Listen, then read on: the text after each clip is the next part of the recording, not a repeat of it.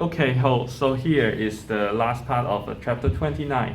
So here we'll talk about the current carrying coil as a magnetic dipole.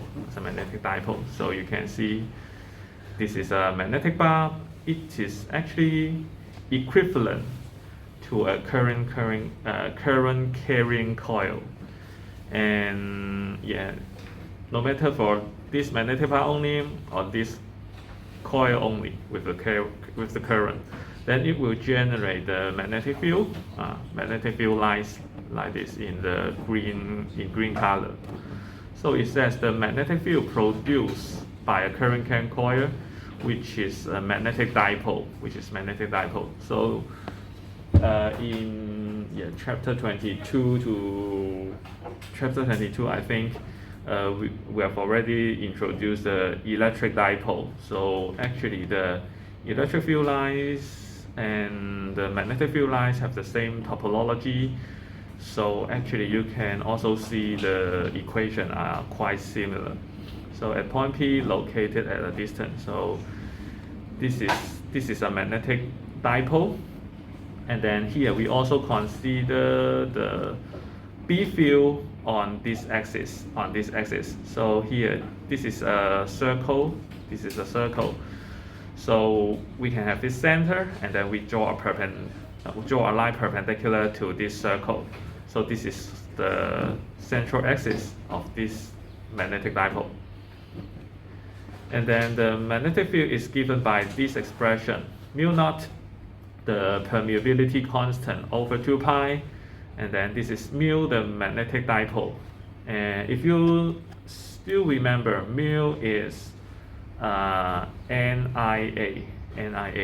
N is the number of turn. For example, this one we only have one turn, so sometimes we just give this N, this capital N. And the I is the current of this of the coil. A is the cross-section area of this coil. So this is the magnetic dipole, and then the direction of this magnetic dipole should follow the right-hand rule. If you use your 4 fingers, follow the direction of the current, and then your thumb will point to the direction of the magnetic dipole mu. So in this case, the I is counterclockwise, so the mu is pointing upward. Okay, so here mu is the magnetic dipole moment of the coil. This equation applies only when z is much greater than the dimension, which means that we consider a point far away. This is z in this equation. Yeah. And actually, I will not go through the derivation of this equation, but if you are interested, you can try to use the Biot-Savart law to really derive it. It might be a bit difficult because, for example, if you have a point, this is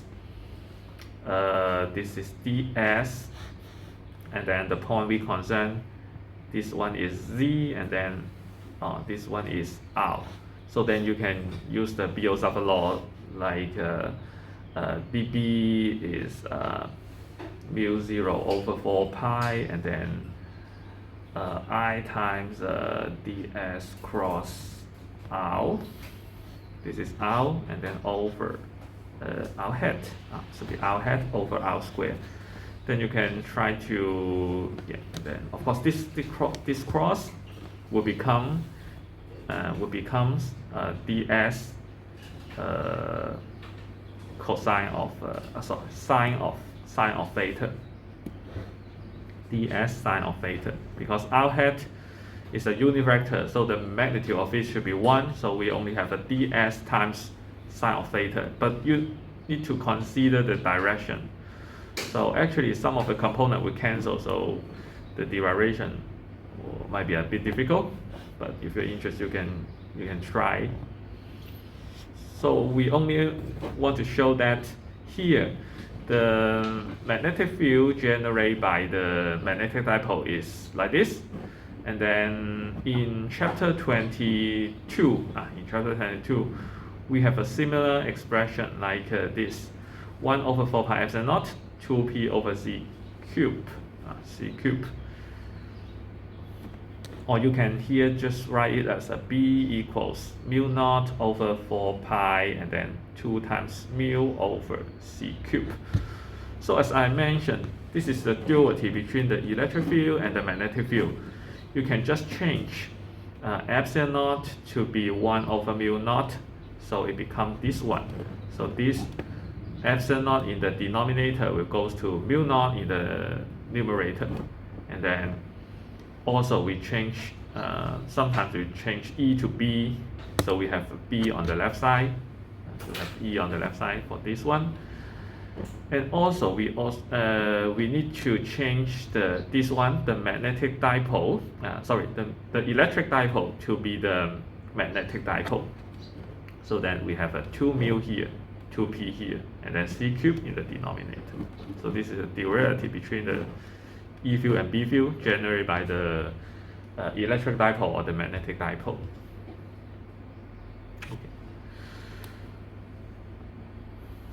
Okay, so here it says, if we have two ways in which we can regard a current carrying coil as a magnetic dipole, so the behavior for the magnetic field are actually the same if you have a magnetic bar or the carrying current coil as a magnetic dipole. So the first one is that it experiences a torque when we place it in an external magnetic field. So suppose here we have a big magnetic bar. So this is the north pole, this is the south pole. So we assume we have a uniform magnetic field from left to right with a green, as indicated in the green color arrow. Okay, so now we suppose we put a current carrying coil here, and this is the rotational axis. So actually, we have already discussed that. Oh, this is the magnetic dipole. This is the magnetic dipole, and then the current is counterclockwise, which means that the mu is pointing upward. The mu is pointing upward, and in this case, the torque is mu cross B. So mu is pointing upward, B is pointing to the right side, so mu cross B pointing into the page. This is torque. The torque is pointing into the page. The torque is pointing into the page, which means that it will be rotating like clockwise, something like this. So using this equation, we know that mu cross B is clockwise. Actually the torque is pointing into the page, so this coil is rotating clockwise. Or if you just use the Lorentz force, this I is pointing from top right to bottom left, and then you can use the Lorentz force to determine the direction of the force. This one is pointing upward, this one is pointing downwards. So you can also see that it is rotating like clockwise.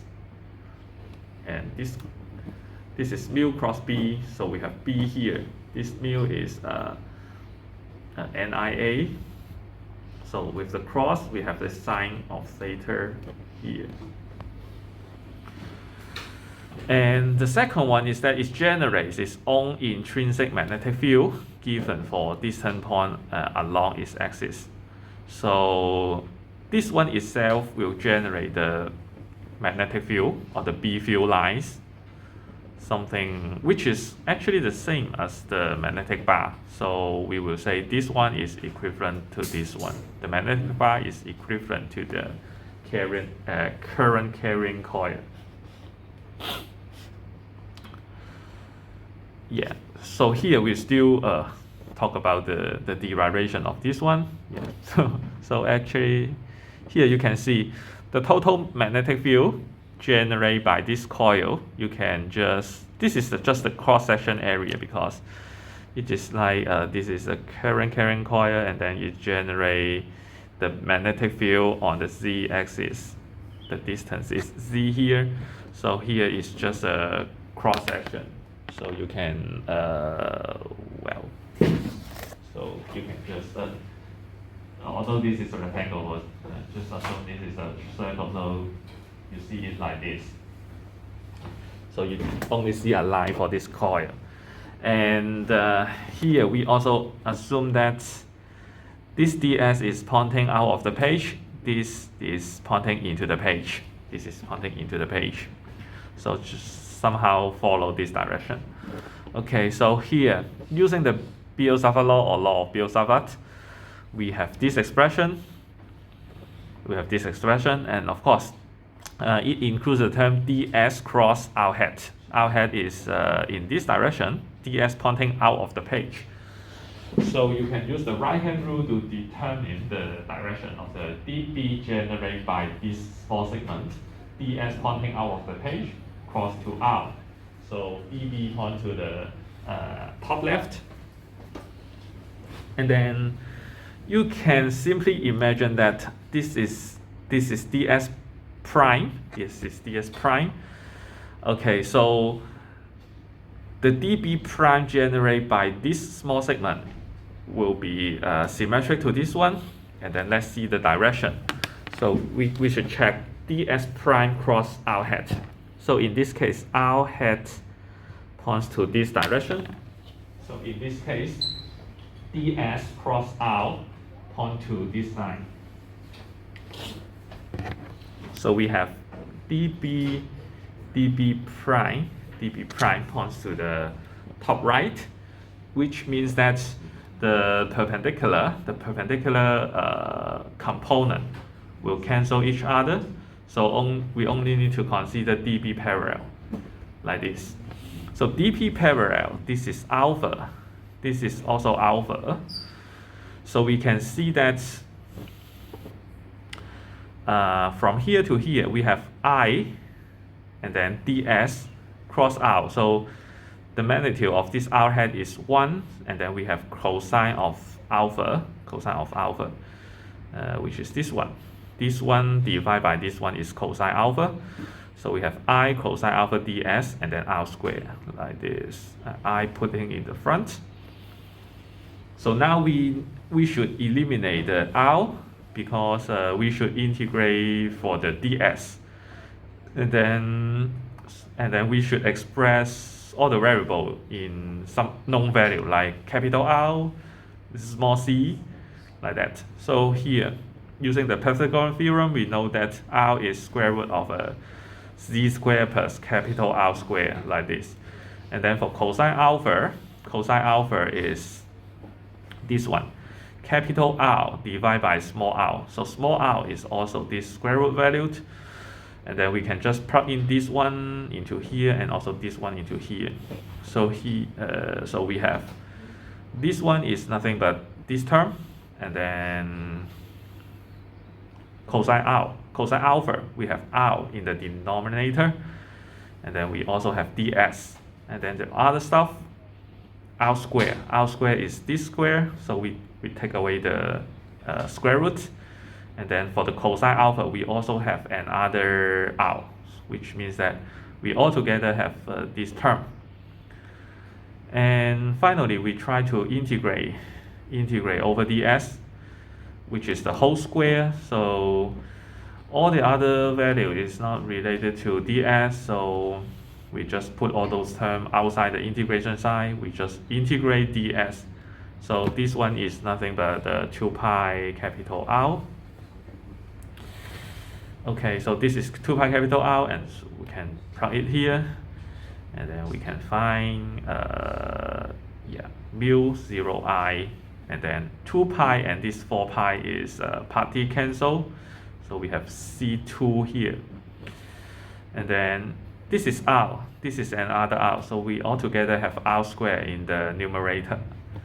And finally, we also assume that the far field condition.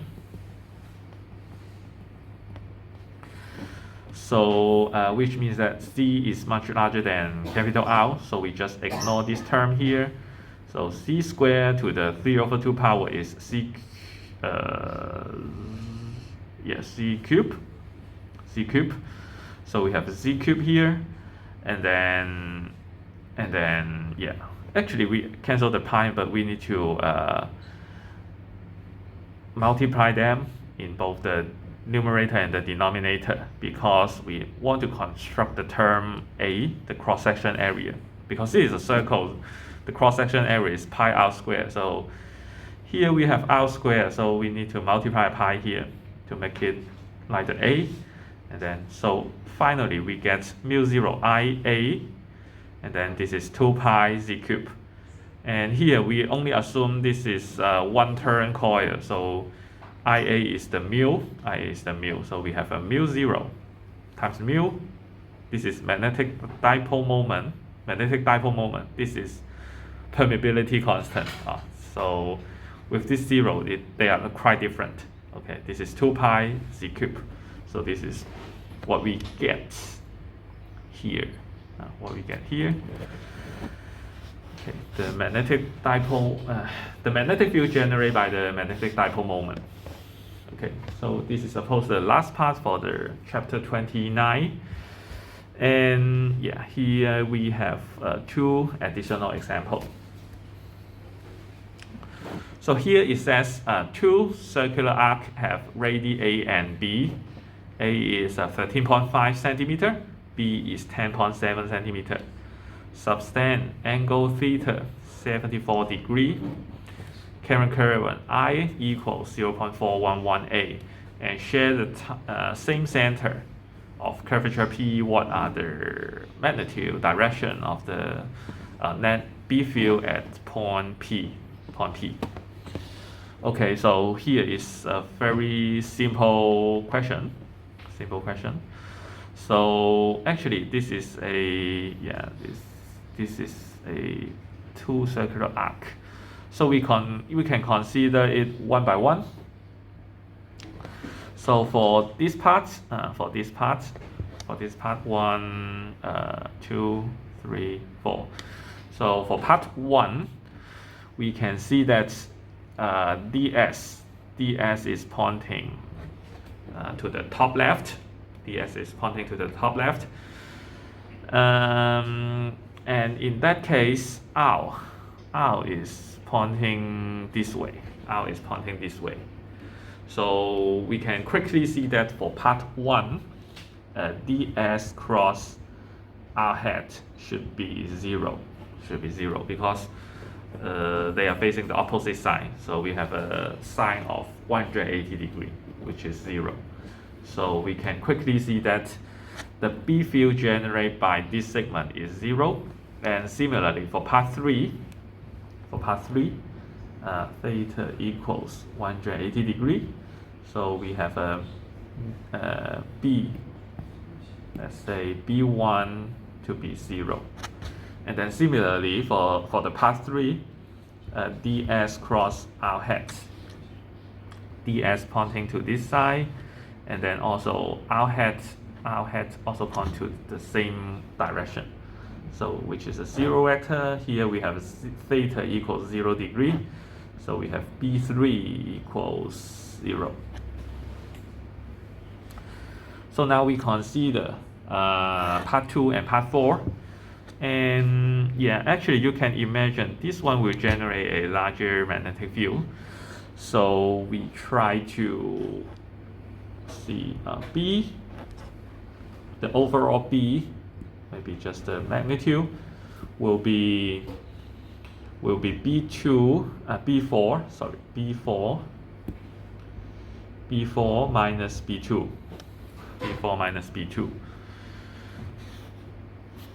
Okay, for B4, this is a arc, so we can use the equation like mu 0 I theta over 4 pi, the radius, the inner radius is small b. And then for B2 is the outer arc. So we have a mu 0 I theta over 4 pi a. The reason is that for segment 4, the current direction is like this, slightly from right to left. So you can use the right hand rule to determine that this one generate the magnetic field at point P will be pointing out of the page. B4 is pointing out of the page. B4 is pointing out of the page, and the magnitude is like this.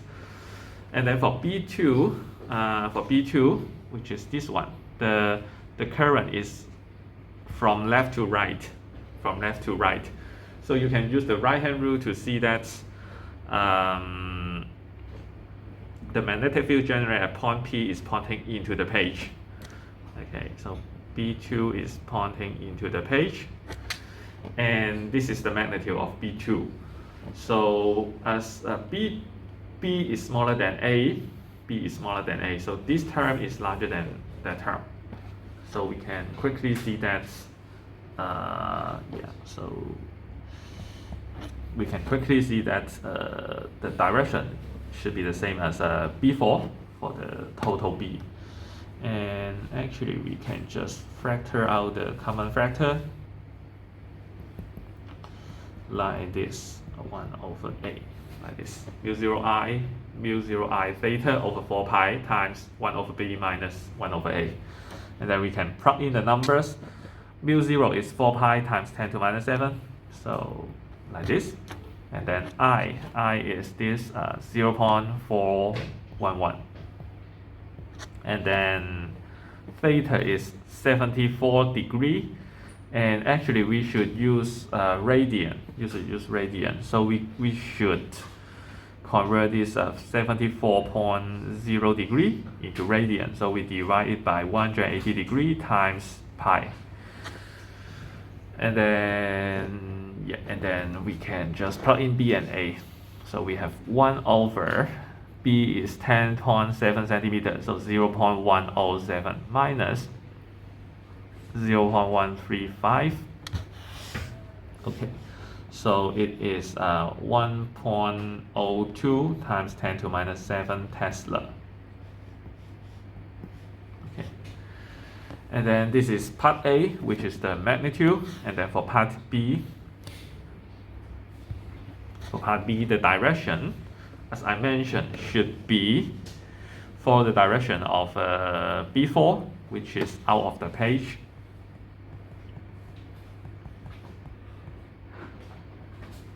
Okay. Any questions?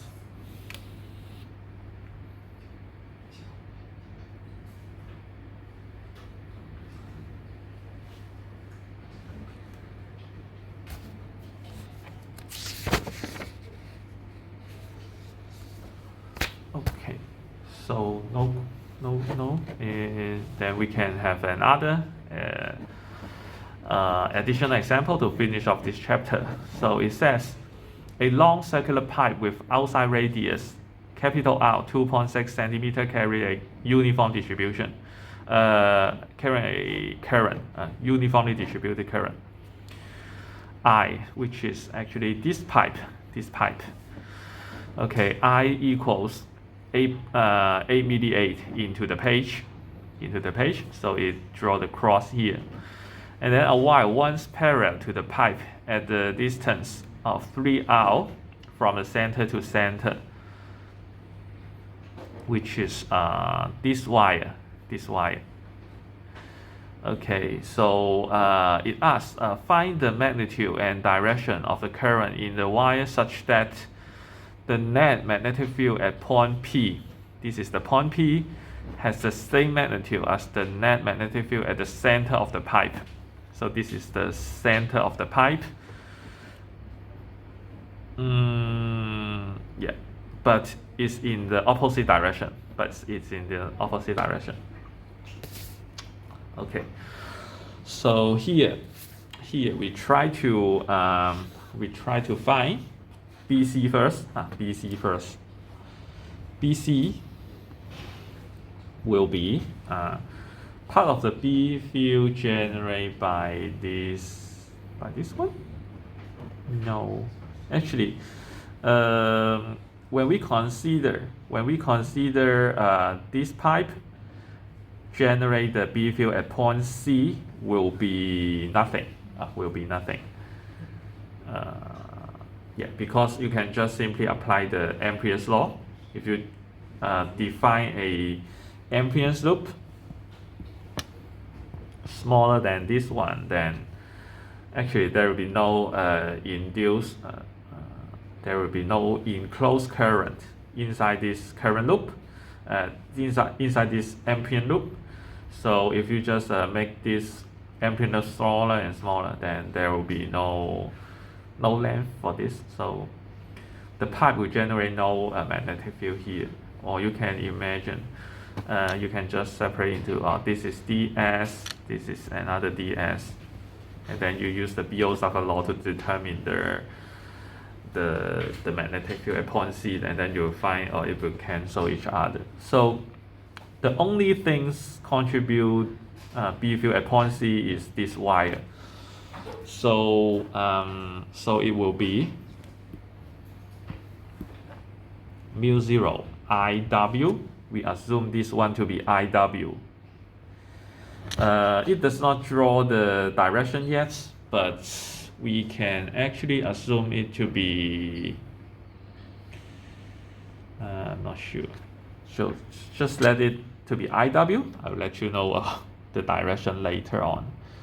But yeah, IW, mu IW, and then 2 pi. This is 3R. From this wire to this point is 3R. So we have a 3R here. And then plus 0. 0 B field is generated by this pipe. So finally it is mu 0 IW and then 6 pi R. And this is actually BC.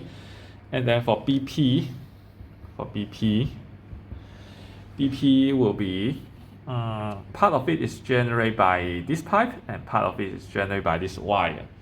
So for the wire, mu 0 IW and then 2 pi. The distance between this wire and this point P is capital R. So we only have R here. And then, so probably we assume IW pointing out of the page, and then we have a minus sign here because this is pointing out of the page. So according to the right hand rule, the B field generated here will be pointing to the right side. And then for this one, this is pointing into the page, so the B field generated point P also point to the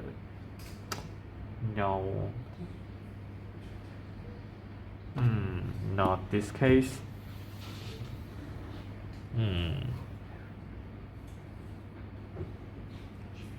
So I think here we actually assume the IW is pointing into the page. So when we consider IW is pointing into the page, using the right hand rule, this B field is pointing to the left side due to the wire. And then when we consider this pipe using the right hand rule, this is point to the right side. So they have an opposite sign. We have a minus sign here. So here we have a mu 0 I over, from here to here is 2R. So we have 2 pi times 2R. Okay, so here we have mu 0 IW over 2 pi R minus mu 0 I over 4 pi R, like this. So we have BC and BP. And in the question, it is mentioned that they should have the same magnitude, but in opposite direction, which means that BC should be equals to minus BP. And then maybe let's just use another page for the remaining calculation. So here BC is mu 0 IW over 6 pi R, and then equals mu 0 I over 4 pi r minus mu 0 IW over 2 pi r. So we have a minus sign multiplying to the BP. So we just swap the order like this. Okay, so that we can just make some simple calculation. We can just move these terms over. So actually mu 0 IW over pi r are the common factor, which means that we only need to calculate 1/2 plus 1/6, which is 2 over 3. 2 over 3 mu 0 IW pi r equals mu 0 I 4 pi capital R. Then we can just make some cancellation. Pi r and pi r can be cancelled. Mu 0 and mu 0 can be cancelled. And then, so finally, we only need to rearrange the terms. So IW equals 3 over 2 times I over 4, which is 3I over 8, like this. And then as given by the question, I is 8 milli-A. So this is 3 over 8 times 8, which is 3 milli-A. 3 milli-A. 3 milli-A for the IW here. And as just we first assume that IW is into the page, and assume here we assume IW is pointing into the page, and finally we got the answer IW to be a positive value, which means that IW is actually pointing into the page.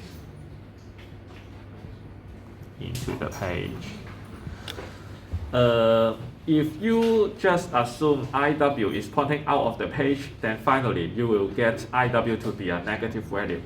Then you will still find IW is pointing into the page. So it doesn't really matter whether you assume IW is pointing into the page or out of the page at the very beginning. If you just make everything correct, if you just determine all the magnetic field in the correct direction, then you will still get the same the correct answer. Okay, so any questions? If no questions, that's all for today, and see you next